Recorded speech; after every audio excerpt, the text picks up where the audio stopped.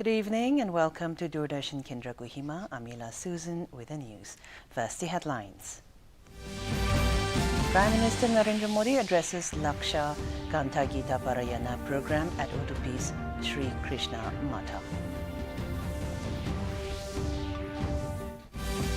President Draupadi Murmu says Government of India is taking several important steps to make society more inclusive, peaceful, healthy and value-based.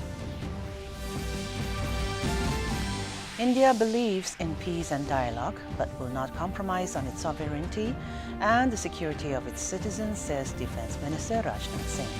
And Union Minister Piyush Goyal says free trade agreements with several countries has helped increase scope of business and investment in the country.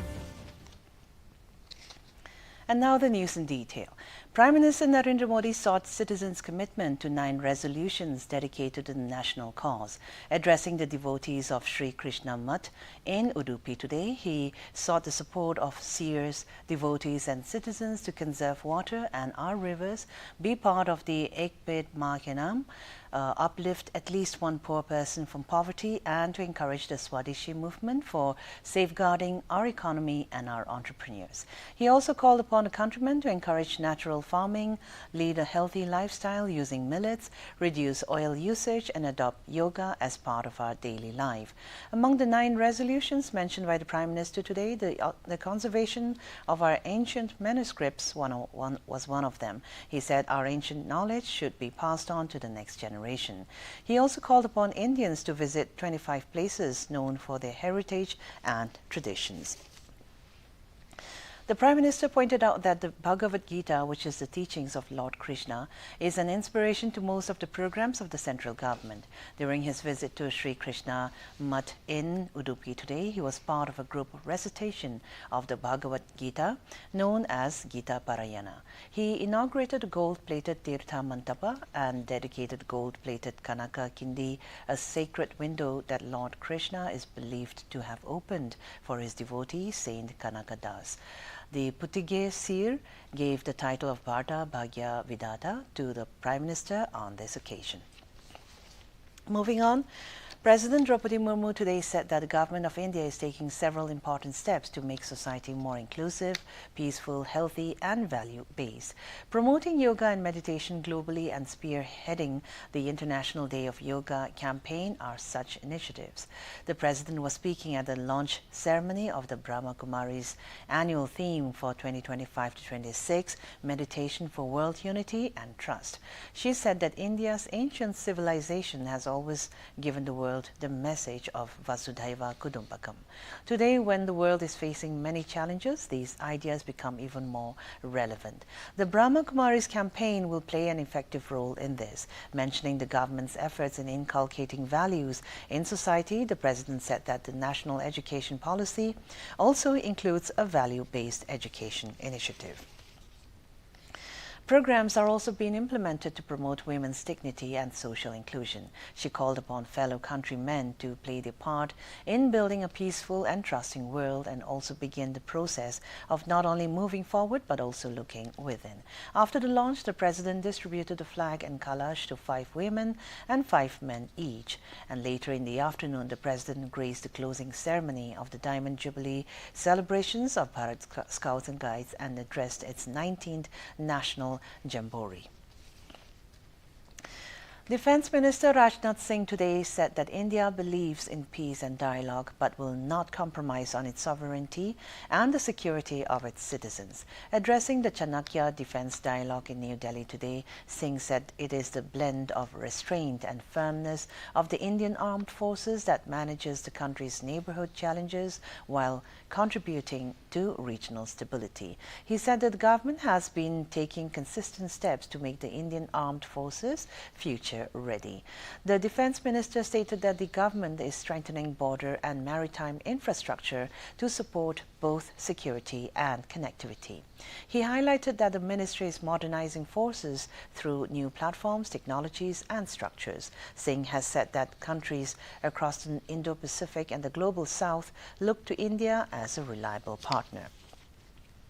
He also further added that economic growth, technological capabilities, and principled foreign policy have made the country a voice of balance and responsibility.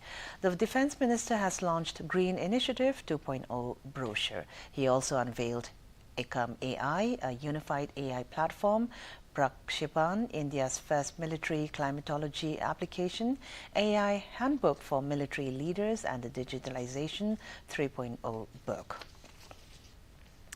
Moving on, the Union Commerce and Industry Minister Piyush Goyal today said India's trade engagements are expanding rapidly, with negotiations currently underway with 14 countries or blocs representing nearly 50 nations. He said that India has already concluded balanced free trade agreements with Australia, the UAE, Mauritius, the UK, the EFTA bloc.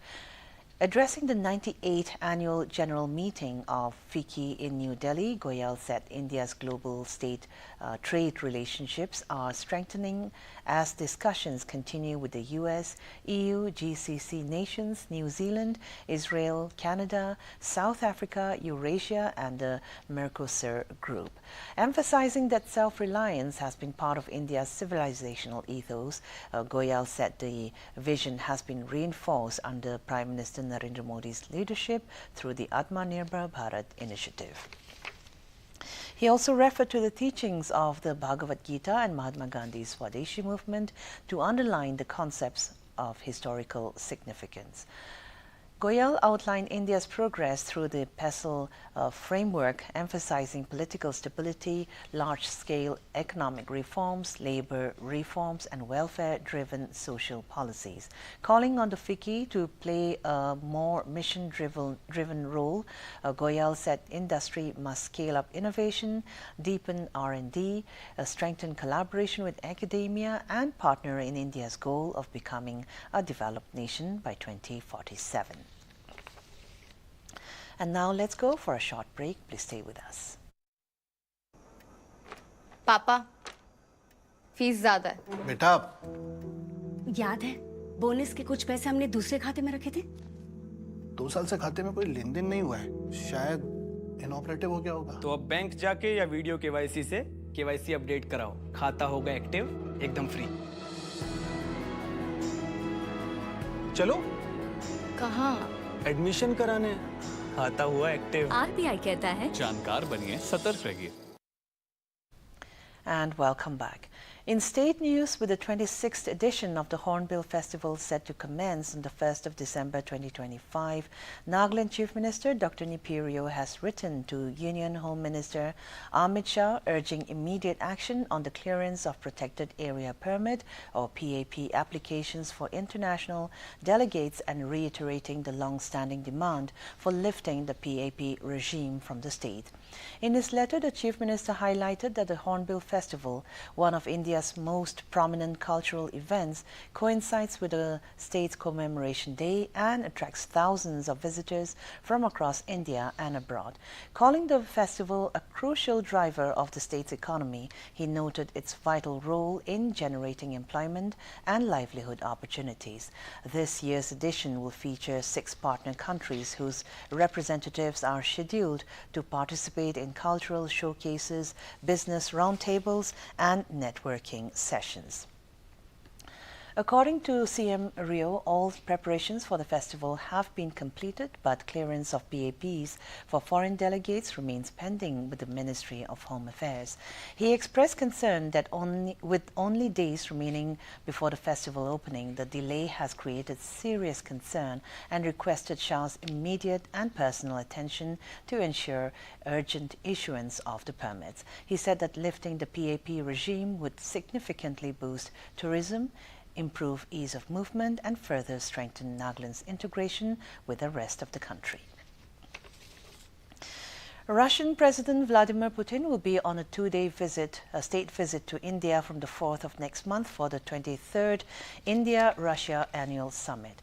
Putin will be visiting India at the invitation of Prime Minister Narendra Modi. The External Affairs Ministry said that during his visit, the Russian President will hold talks with Prime Minister Modi. The forthcoming state visit will provide an opportunity for the leadership of India and Russia to review progress in bilateral relations. It will also set a vision for strengthening the special and privileged strategic partnership and exchange views on regional and global issues of mutual interest. The Academy for Preservation of Rural Buddhist Heritage today inaugurated an international conference in New Delhi focused on the preservation of rural Buddhist heritage. Hosted by the Indian Trust for Rural Heritage and Development, the three-day event is expected to bring together national and international experts to address the challenges of conserving rural Buddhist sites and integrating heritage with sustainable development. During the conference, participants will discuss ancient architectural traditions, tangible and intangible heritage resources, innovative conservation practices, and community-led development models. The conference will serve as a platform to examine the global challenges in preserving Buddhist heritage and explore ways to align heritage protection with rural development initiatives. Cyclonic storm Ditwa has moved towards the Tamil coast with a speed ranging from 7 to 10 kilometers per hour. According to the Weather Department, it is located 320 kilometers southeast of Karaikal and 530 kilometers south of Chennai. It is very likely to continue to move northwest across Sri Lanka to reach North Tamil Nadu and South Andhra coast by early morning of 30th November. Extremely heavy rains are expected in Nagapattinam, Karaikal, Mayiladuthurai and some places in the Delta districts today. Some coastal districts are likely to receive heavy to moderate rainfall. Tomorrow, the coastal areas extending from Nagapattinam to Kanchipuram will have heavy to extremely heavy rainfall according to the Weather Department. Rains are likely to continue till the 30th in northern Tamil Nadu and South Andhra. With extensive precautionary measures, 10 specialized teams encompassing 30 personnel each are on standby, ready to respond swiftly in case of emergencies. And Cyclone Ditwa continues to hammer Sri Lanka with relentless rains, landslides and rising floodwaters, pushing the death toll to 56, with 21 people still missing and nearly 44,000 people affected across multiple districts. Several areas remain submerged as water levels in several reservoirs and rivers escalate. President Anura Kumara Dissanayake has directed officials to carry out rescue and relief work without delay. Releasing rupees 1.2 billion in immediate funding and settling aside rupees 30 billion under 2025 budget for emergency response. And now let's take a look at the weather reports.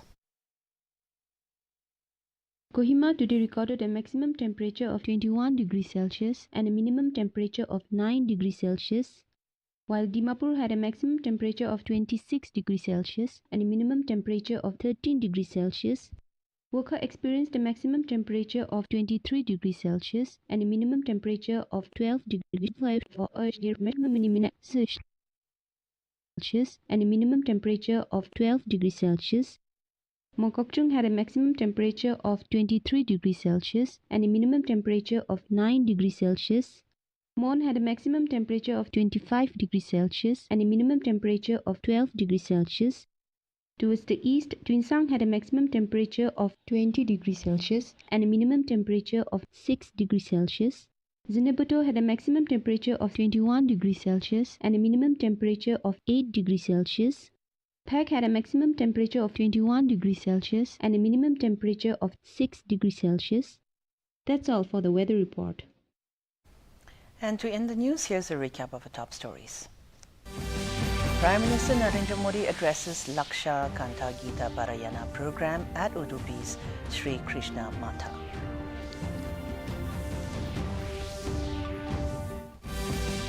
President Draupadi Murmu says Government of India taking several important steps to make society more inclusive, peaceful, healthy and value-based. India believes in peace and dialogue but will not compromise on its sovereignty and security of its citizens, says Defence Minister Rajnath Singh. And Union Minister Piyush Goyal says free trade agreements with several countries has helped increase scope of business and investments in the country. And with this, we have come to the end of this news bulletin. Have a good evening.